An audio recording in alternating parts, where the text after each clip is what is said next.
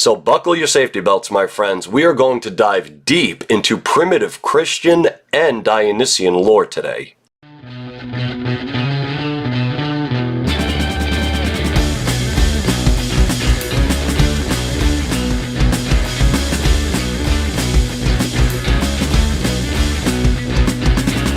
Hello, my friends of the Psychedelic Renaissance. It's Tom Hatsis, your psychedelic historian, and this is the Immortality Key, a Dionysus and Jesus connection. When Brian Muraresku published his best-selling The Immortality Key in 2020, he revived a hypothesis first advanced by guys like Albert Hofmann, Robert Gordon Wasson, and Carl Ruck in their book The Road to Eleusis. In that book, the authors discuss the ancient rites of Eleusis in Athens, focusing their attention on the sacred drink that was imbibed during the ceremony called kykeon. After drinking the kykeon, the initiates would have a vision of the goddess Persephone rising from the dead. Hofmann, Ruck, and Wasson argue that ergot, the natural precursor for LSD, was the most likely candidate in the kykeon that would cause such visions. In this, Muraresku agrees. But I'm not here to talk about the kykeon. For Muraresku offers new ideas in the Immortality Key not found in the Road to Eleusis. For example, the claim that Jesus was based off of the pagan god of ecstasy, Dionysus. Therein, he offers 4 points of comparison between Dionysus and Jesus, which are as follows. First, both Jesus and Dionysus were said to have been born of virgin mortal mothers. Semele in the case of Dionysus, and Mary in the case of Jesus. Second, both had fathers who were gods that transformed into birds to impregnate the mortal mother.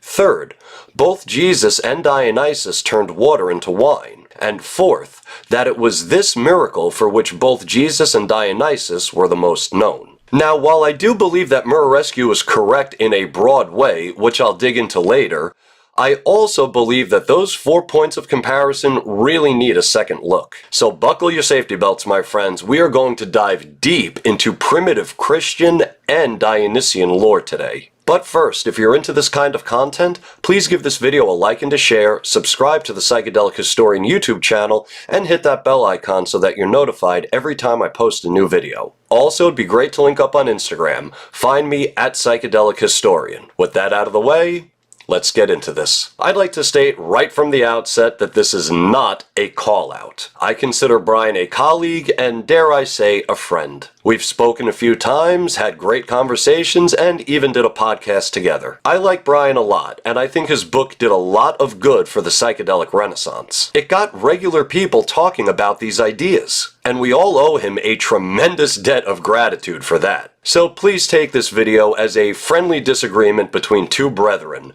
two buddies arguing over whether the Mets or the Yankees are the better New York baseball team. Anyway, onto those points of comparison. The question of both Jesus' and Dionysus' birth to virgin mortal mothers is both tricky and somewhat straightforward. Let's get the straightforward stuff out of the way first. Semele, the mortal mother of Dionysus, at least in one story, is never referred to as a virgin in any ancient text. It simply isn't a historically valid point of comparison. She was human though, like Mary, Jesus' mom, but here's where it gets tricky. Semele never actually gives birth to Dionysus. She is killed by one of Zeus's lightning bolts and blown apart while the fetal Dionysus is still in her womb. Zeus retrieves the womb and stitches it into his thigh. It is from there that Dionysus is actually born. But it gets trickier. You see, that's not the only story about how Dionysus was conceived in the ancient world. In another story, he is the son of Persephone and Zeus, two gods. No mortal or virgin mothers anywhere to be found in that story. The ancients told many stories about their gods, and while in one version, Semele is a mortal woman, she is never actually called a virgin and technically doesn't give birth to Dionysus. And it's tricky on the Christian side too. I mean, none of the earliest Christian authors mention a virgin birth. It isn't found in the letters of Paul of Tarsus, which is our earliest Christian source. It isn't found in Mark, our earliest gospel, nor is it found in John, our latest gospel. It is only found in Matthew and Luke.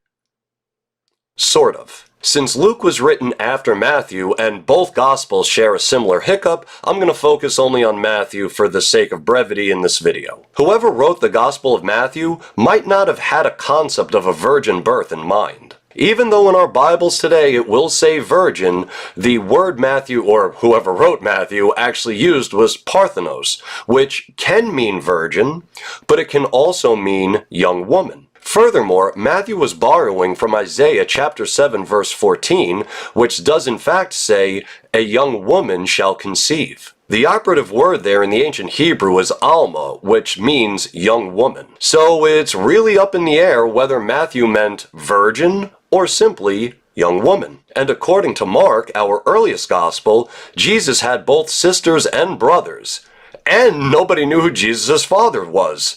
So, I mean, not to be a dick, but Mary got around, and Matthew was composed sometime around 80 of the Common Era, roughly 50 years after the supposed execution of Jesus. Considering how short people's lifespans were in those days, it's quite possible that at least 2 generations of Christians lived and died knowing nothing of a virgin birth. Likewise, no one thought Dionysus was born of a virgin either. Therefore, that point of comparison simply doesn't pass the acid test. Let's now explore the claim that both God and Zeus took on the form of birds to impregnate both Semele and Mary. Muraresku writes, Semele was impregnated by Zeus in the form of an eagle. Later, he speaks of the Annunciation scene featuring Mary in this way. Instead of Zeus's eagle, God the Father manifests himself as a dove, the Holy Spirit sailing on golden rays of light to impregnate Mary. In neither case is this actually true.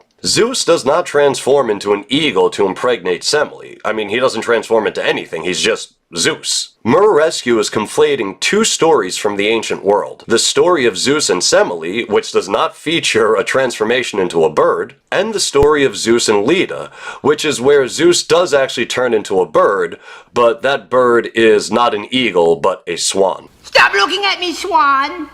As for the claim that God turned into a dove to impregnate Mary, I mean, simply read your Gospels of Matthew and Luke and tell me where it says anywhere that God transformed into a bird for a little bump and grind. Muraresku is looking to later popular paintings of the Annunciation, which do indeed feature doves descending from heaven. But medieval paintings cannot be used to demonstrate ancient history, as they were painted centuries after the lifetime of the people writing the Gospels were actually writing the Gospels. So neither Zeus nor God transform into a bird to impregnate either Semele or Mary. How about the claim that both Jesus and Dionysus turned water into wine? We have a solid, albeit fictional, account of Jesus turning water into wine in the Gospel of John. But there are still some issues. John was the last of our Gospels to be written, and is considered by all New Testament scholars to be the most unreliable of the 4. Now, I should say that none of our Gospels are actually all that historically reliable, so to say that John is the least reliable is quite telling. And the story of the wine miracle at Cana isn't found in any of our earliest Gospels, and it's not found in Paul either. Still, Muraresku is correct. We do have a story of Jesus turning water into wine. What I find interesting is that we do not have a single pre-Christian account of Dionysus ever doing the same. There are 7 stories of Dionysus performing this feat, and they are all problematic. In none of the stories does Dionysus ever consciously wave his hand over a chalice of water and turn it into wine. In most of the stories, wine simply appears in fountains and rivers as a byproduct of the presence of Dionysus. Does that count? Truthfully, I don't know. Maybe it counts. What I can say is that this question is a little more complicated than simply saying Dionysus turned water into wine. The one account that we have that does allude to this miracle is found in Pausanias' Geography of Greece, which Brian cites in the Immortality Key. Therein, priests of Dionysus would leave 3 buckets of water in the temple of Dionysus overnight, wake up the next morning only to find that the water had turned into wine. The issue comes in when we recognize that Pausanias wrote his account in the middle of the 2nd century of the Common Era, roughly 100 years, at least over a century after the alleged life and death of Jesus. So while it is totally possible that the Christians took this idea of turning water into wine from the priests of Dionysus, it's equally possible that the priests of Dionysus took this wine miracle from the Christians. We don't have enough evidence in either direction to say for certain. What we can say for certain is that we do not have a single pre-Christian account of Dionysus consciously turning water into wine. And while we're on the subject,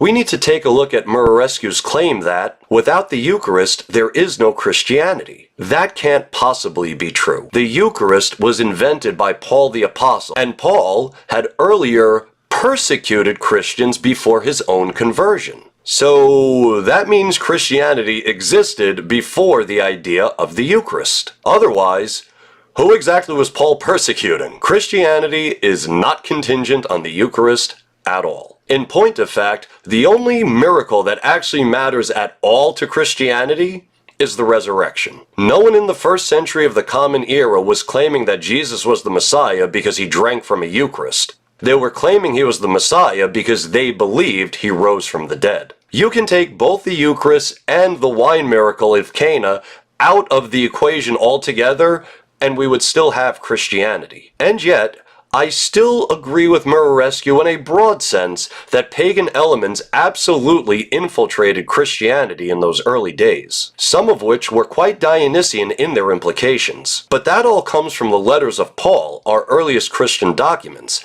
not the Gospel of John, the last gospel to be written. It was Paul who invented the idea of the Lord's Supper. In fact, he uses the term Kyriakon Dietnon, meaning the Lord's Supper, which was the same term used by the initiates of the god Mithra, who was also very popular at the time. And the very idea of eating the flesh and drinking the blood of some kind of divine person is absolutely pagan in its implications. There is no ancient Hebraic analog for eating the flesh and drinking the blood of a person. And perhaps whoever wrote the Gospel of John was actually trying to make a link between Jesus and Dionysus with the wine miracle in Cana. It's certainly possible, so I'm not saying Muraresku is totally incorrect here. I mean, far from it. I'm saying I'd like to see additional evidence for the claim, because the 4 points of comparison that Muraresku uses simply doesn't stack up in the light of critical historical method. Well, my friends, that's all I have for you this time, and I'd love to thank you for stopping by.